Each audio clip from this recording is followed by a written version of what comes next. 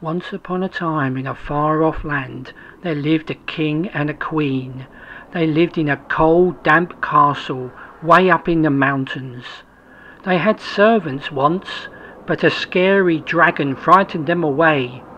Fortunately, there was a friendly dragon, and he used to light the fire for them every morning. Where the king and the queen lived, they were mischievous dragons. They were scary dragons, but there were also some good dragons. And it was the green dragon who was so helpful in lighting the fire every morning for the king and queen. The friendly dragon was always practicing his fire breathing to make sure that he'd be ready for the morning. Then one day disaster struck. The poor dragon went down with a terrible sore throat. He couldn't breathe fire any more, only smoke. Oh no, what were they going to do? Without a fire, the king and the queen would be freezing. And the poor queen was really worried, because she was worried about getting a cold or a sore throat during the winter. What were they going to do? The king tried to comfort her, but she was so worried she started coughing straight away. Then the king had an idea. There was a wise wizard that lived in the mountains. He might be able to help, and so he sent the dragon to see him. Maybe he could help. So the friendly fire dragon headed off across the mountains. It was a dangerous journey. He had to watch out for naughty or bad dragons who were determined to mess up his journey and try and bring him down.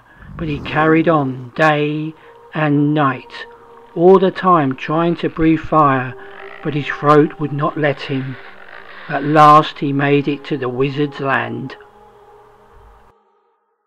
The wizard always practiced his magic. That's why he was so good. He was more than willing to help the dragon. "I'm just coming," he said, as he span round in one of his spinning spells. The only problem is that sometimes he didn't know where he would end up. But fortunately this time he got it right. He tried one spell. It didn't work. It was no good. He had to do the very dangerous fire spinning spell. This was very, very, very dangerous.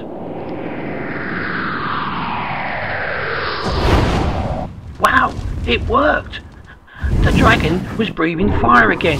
He was so happy. He thanked the wizard and he headed off back home because he wanted to help the king and the queen light the fire.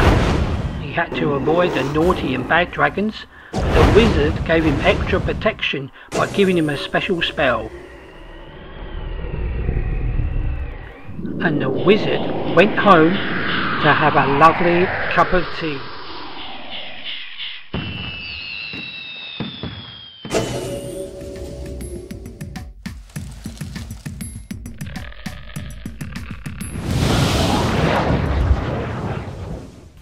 At last the king and the queen can enjoy an open fire, thanks to the fire dragon and the wizard. And so here ends the story of the legend of the fire dragon.